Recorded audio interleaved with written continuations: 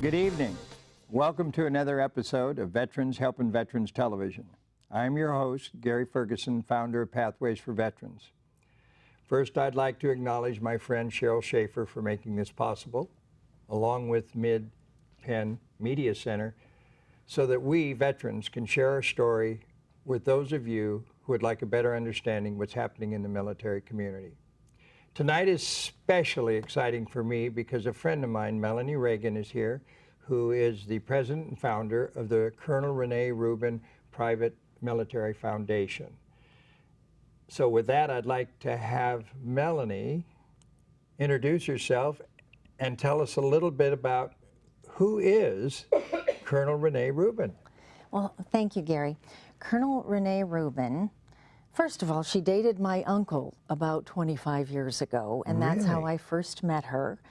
And my uncle sadly passed away some time ago, but I had such fun getting to know Colonel Rubin. She's a pioneer, she's a woman of firsts. I have always admired her.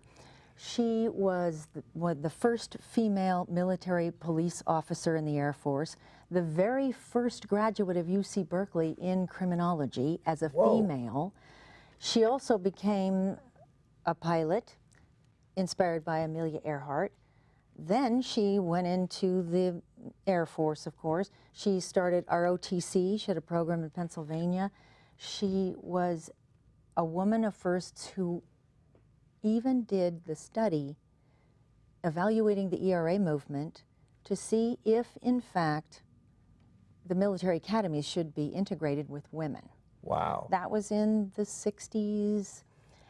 She was told, wink, wink, status quo, just do your thing, but you will be the first female Air Force General, Colonel Rubin, but we don't want to make any changes, radical changes. She completed the study, came back with not only can the academies be integrated with women, they should be. Wow. So she made a lot of enemies and was forced to retire as a full bird colonel. So she never quit the fight, never married, never had children, because she went on to become a lawyer. She was a lobbyist. She fought to change the military statutes so that people were treated fairly and women received the benefits that men received. It was a fascinating story, and when her next boyfriend died at 94, she asked me to be her power of attorney, and she began to need a little bit more care. So she and my parents had died and my husband had died, and I thought, oh dear, I was just getting used to the idea of being on my own, and here I have a responsibility for the colonel. But I told her, that's okay, Renee always liked you best anyway. And the only time in all the years I've known her, which is about 29 years now, I ever saw her get emotional was when my uncle died. I got an all-female crew from Travis. They folded the flag, these 4 women, and kneeled down on behalf of the President of the United States of America and a grateful country, presented this flag to her. And she took this long, slender finger and she pointed at each one of those female airmen, for lack of a better term, and said, I did that. Wow.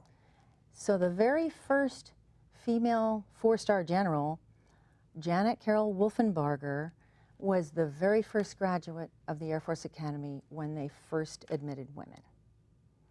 So this came about, the Colonel Renee Rubin Veterans Foundation, because here she is, I'm taking care of her affairs.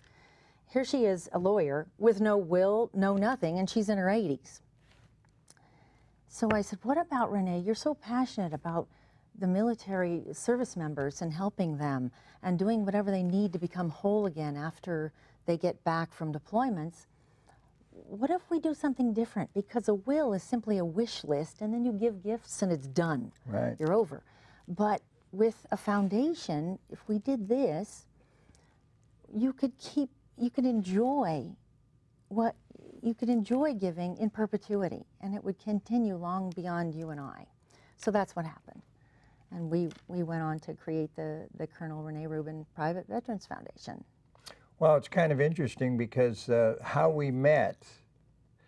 So perhaps you could tell our viewers what happened when we met and you read the book called A Good Day to Die. So what happened? Oh, yes.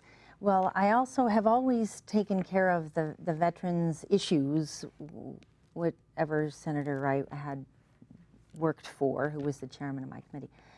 And as a result of that, we went on a lunch. I said, oh, I want to go to meet people who are doing things to help veterans transition from the military to civilian life.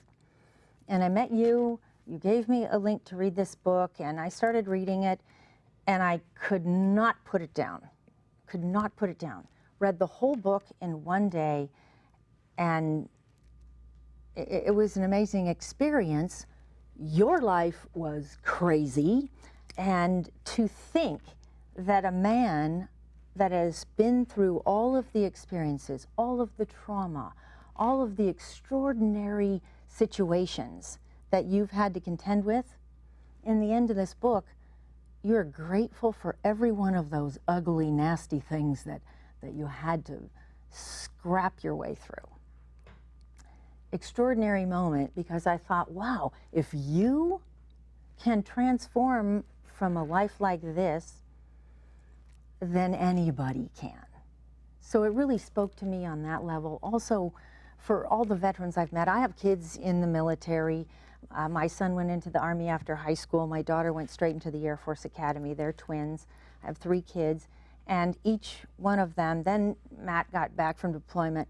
Because of Renee, Colonel Rubin, they both went military, military academy. So Matt went to West Point later, married a classmate, wicked smart intelligence officer, and they have 2 kids. Megan married a pilot, also a classmate, and they have 2 kids. She's a doctor, and he's teaching flight school now.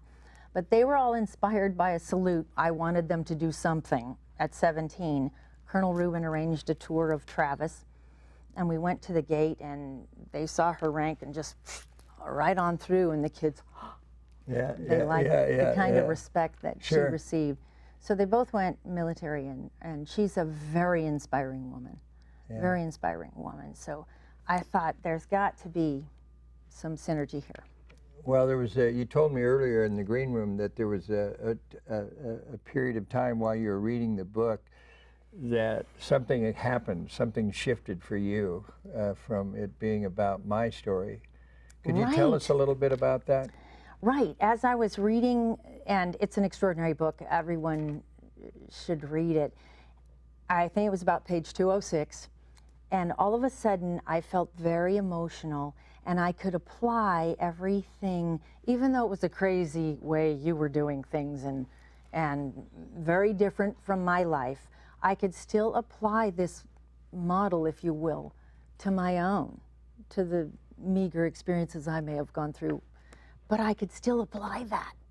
If you can do it, I certainly can do it. So I was inspired by the book and knew that there's so many people we can help, but not just help, just give them the opportunity to help themselves. Well, the purpose behind the book originally was to let people understand that we're all the same. We may have different stories, but for the most part, the similarities that are in our stories, they're in all of us. And for me, it was time for me to let go of the energy that was trapped in my body, that was causing all the pain, that caused the suffering, that caused the dysfunction in my life. And that if I could somehow share that with others and to get them to know that they're not alone, that when we look at our similarities, not our differences, we become one. So when you and I started connecting as a result of the book, then tell us what happened after that. I was pleasantly surprised when I saw your name on the come in through the email that you signed up to do the 8-week pilot study at Pathway. So could you tell me what your experience was as a result of that? The book was sort of a catalyst, and I had talked to you, so I'd been introduced to Pathways. There was a whole program set up, so I went in, and after reading the book, I signed up, and I wanted to go through the same experience if I were a soldier that they would. So I signed up for the programs and followed the instructions, which were a little complex, but, I was able to do it, and started going through this, and they were very inspirational, and I had a lot of epiphanies going through this, and thought, gosh, this is what I'm looking for, and what the board of the Colonel Renee Rubin Foundation is looking for, something and some organization that has modalities that can apply to everyone. One size does never fit all. It just doesn't work that way. So this was a program where whatever type of person, whatever traits you may possess, this program, you would find an element that would work for you. So that's why I started I'm still doing the 30-day. Yeah, I know. I read your mail. You know, I get the emails that you post that you do. So it pings you. Yeah, I see if I don't do my homework. Yeah, I understand if you don't do your homework. Trust me. Yeah. So I thought, in looking at the Pathways model, there are different training modalities, different aspects, because as you know, warriors do not ask for help. Right. They expect to power through everything. And these kids who have had these 19 and 20-year-olds come back, even if there's never been a shot fired, if they're in detainee ops, and they put a Shia with a Sunni or a boy, and something terrible happens to them, and this young boy has to find his father, puts him in there, and then the father disowns him because he's tainted, then he commits suicide or his father kills him. They witness this on young hearts. Yes. And that's theirs forever. But when they go into a group setting and they say, well, when the bullets started flying or the IEDs went off, they get up and leave because that's not their experience. How can I not handle this emotional experience? But they're having bombs go off. So warriors are comparative like that. It's difficult you can't use talk therapy. No. With warriors. No. So this spoke to me in that realm as well, and every soldier needs what they need. So there's many avenues that we can raise all the boats in the harbor, and the foundation has done some extraordinary things. We've inspired a young man to open a 501c3 called the Colonel's Kennels, where he has an aptitude to go around to kill shelters, select dogs with service dog aptitude, and we train them. And we funded a program that's 15 dogs for 15 veterans that go through a 9-month program where they journal and they bond with their dogs and they train every week with 4 Paws to Freedom, another organization that the foundation is working with. And what's great about the Pathways Discovery is we can work with all of these organizations who have very dedicated missions and very specific things they do to help soldiers. And the Pathways there's a pathway there. So it made sense. It made so much sense. Yeah, well, it's made a big difference in my life because at my age, having a couple of years ago, I had a 7-way bypass, and I was wondering how much more time and or energy that I would have to continue the legacy, let alone find an organization that would support the work that I'd been doing for the past 30 years. You know, being a wounded warrior, if you will, and having to pretty much on my own develop a disciplined, structured environment to not self-medicate with either drugs or gambling or women or some outside source, to include work. I have a huge responsibility to make certain that the information that I've gathered along the way can be left behind for others so that they could avoid some of the pitfalls that I've went through. Because if we don't start reaching out and meeting veterans where they're at without our judgment and our opinions, they won't come to us. They'll remain in silence. They will embrace the suck, if you will, and keep the emotional energy trapped in their body, and it'll affect their families, it'll affect their community, and eventually it'll affect their overall well-being to the point where they'll no longer be able to function. And unfortunately, that's the state that I experience when I see veterans. One of the things, the modalities I think you've also experienced is that we have a holistic approach. We use not only sound therapy, which has been around for thousands of years, but we also use technology, now we've also added another component, halotherapy, which allows veterans to come in while they're going through the 8-week program and actually get healing modalities and services that we provide through scholarships at Pathways. So for the first time that I'm aware of, veterans can actually come to a Pathways Research Center, get services that will support their overall health and well-being. And their families. And their families. And they're paid through donations. Both corporate and small businesses provide donations to our Veterans Health Savings Account so we can pay the practitioner to provide the services. These practitioners are trained. They go through a train-the-trainer program that allows them an opportunity to understand how to communicate with veterans. The biggest thing that people don't realize is veterans aren't broken. No, if you think about it, that's exactly right, Gary. Here's what happened. They're in war. They have brothers and sisters that support them. They're in a community. They have an identity. They're a soldier, a warrior. They have an identity, mission, a meaning, and a purpose, and they work together. One day they're in a war zone. They come home, mow the lawn. Mow the lawn? What am I doing here? What's my identity now? Who am I? Right. What am I doing? What's my mission? Where's the meaning and purpose in this? So they begin to check on their brothers and sisters in their unit and find out they're all having problems too, maybe committing suicide.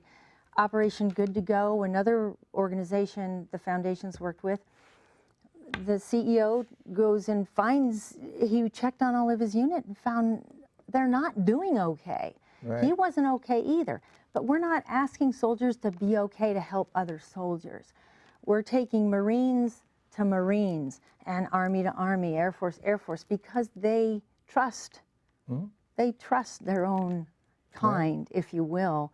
So you don't have to be okay to reach out and help someone else. And that's how Operation Good to Go started, checking on his buddies. They're not okay, neither am I. We need to do something. So he started an organization, Operation Good to Go. Right. That happened in my own personal life when I reached out to veterans that served with me during the Vietnam era. And unfortunately, most of them have long passed. I'm one of the few people in that particular environment during the Tet Offensive that is functioning. The ones that are alive are usually either in institutions or in jail or are hopelessly lost to drugs and alcohol. And it saddens me, you know, that when I went to the VA a few years ago to get some support, to realize that we hadn't learned anything as a country in the last 50 years. That what we've allowed to happen to the Vietnam veteran is now happening to the recent returning veterans. And critically, and the greatest need in our country is the female veteran. Because for the first time when they're coming back, they're not readapting and going back to the families. So when the family unit is disrupted and ultimately destroyed, there goes the fabric of our country. Look at the chaos and confusion that we're experiencing day to day through mainstream media. The right and wrongness, his, yours, all this craziness. No wonder veterans who have purpose and heart, who just want to serve and help, are confused because the leadership isn't providing them with the correct information, if you will, so that they can reintegrate and have a sense of purpose that gives them value as a human being. They need a pathway to something else. And basically, when soldiers get out of the military, I can understand how they feel. Just give me my check. Just give me my stuff. I want to get the hell out of here. Or they say, here's a resume writing, or TAPS. You know, the very familiar TAPS. TAPS. And we don't follow up Right. with our service members. Right. Yeah. And that's the missing link. We need to know that they're okay and need to follow up. Give them a pathway, if you will, to help them. Yeah, that in itself, in a nutshell, has been my biggest frustration. Because as a veteran, I know what it takes. I know the sacrifices that I personally made. I also know the sacrifices that these young kids are making. I say young kids, most of them don't have gray hair. And their families. And their families. And a lot of them won't get gray hair.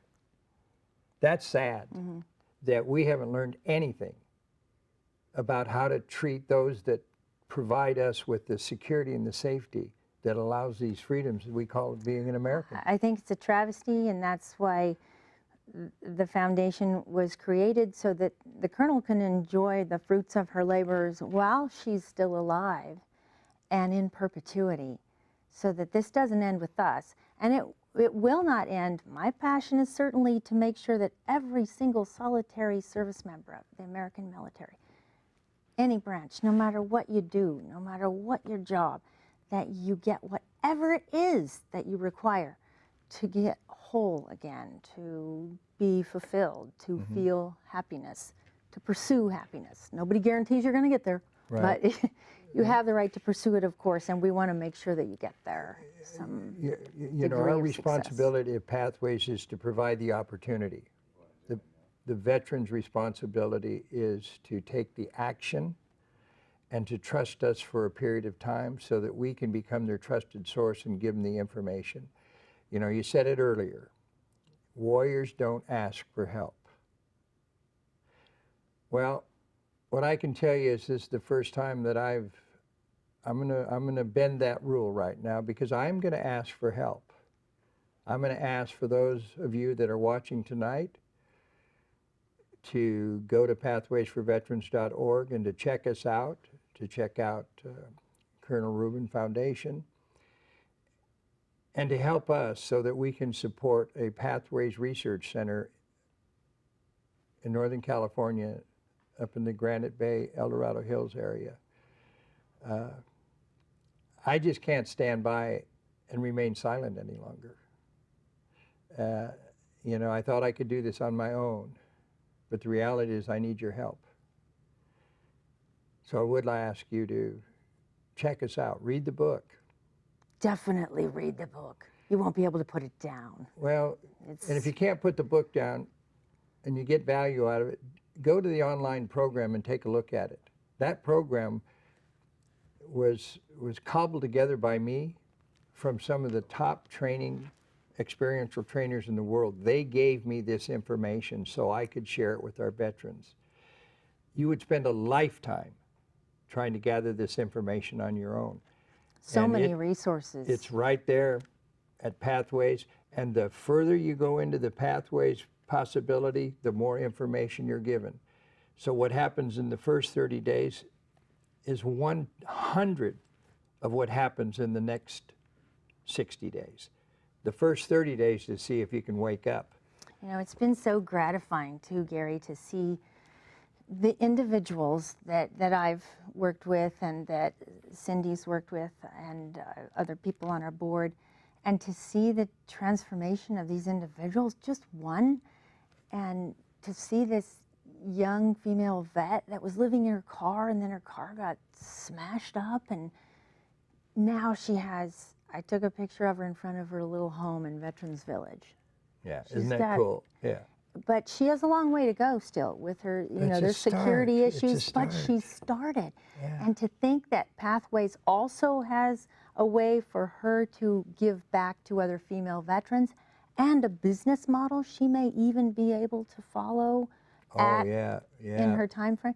Yeah. That's extraordinary. Gives her purpose because she can serve other female Navy vets like herself. Perhaps if we're fortunate enough to get invited back, we can share that new business model with that we've developed at Pathways. It's called Business in a Box. It will allow a female veteran who has a desire to go into holistic healing an opportunity to go back to school, to be trained, and we will loan her the money to start her business so she can help other veterans.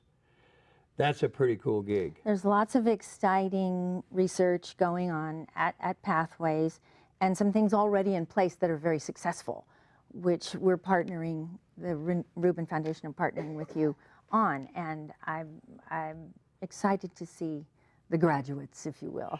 Oh yeah, well, we're fortunate. In a couple, 3 days, I'll be going to Colorado to take the Business in a Box and to present it officially, publicly at a well-being convention. And it's my hopes that the community, the corporations out there will take a look at us and they will step up to the plate and make donations. One of our We're planning on moving world headquarters to New York City in Central Park. We're working with the WeWork folks to support their veterans in transition inside the WeWork. What's the WeWork? WeWork is one of the largest office space facilities in the world. Oh. They provide community workspace solutions, so people get together in a collaborative consciousness to create different modalities, out of the box thinking, kind of like what Google does and Facebook. They all have these little huddle rooms and cuddle rooms or whatever you want to call them. Where I'm serious, they get together and they all brainstorm and they come. I mean, this is America. We lead the world in technology and innovation. So my God, why aren't we doing it? That's the way we look at it. I mean, we're so stuck in the muck that we can't see our nose in front of our face. You know, it's out there. All you got to do is reach out. Most people don't. They're so congested and confined with this limited thinking. You know, we've been programmed not to be all that we can be. Well, that's not the way military rolls, man. You get in the military, you either make it happen or it don't happen at all. Well, these are all pathways to new possibilities for veterans. And sometimes they just need an idea. That's it. And they want to help other veterans. So they're motivated by that. Absolutely. And I see so many of them we've been working with in the last few years that have completely turned their lives around and are now contributing so much and speaking, and it's really intriguing, it's heartwarming, it's fascinating, but people, we owe everything to the veteran. Well, you know, I can't say enough. We owe our very freedom to the veteran. Let's take care of every service member. Amen. And all I can say is, for those that are watching, take a few moments out of your day and check us out, because you know you have the power. With you, we can make anything happen. Without you, we'll keep having to fight the good fight. But quite honestly, at my age, I could use a break.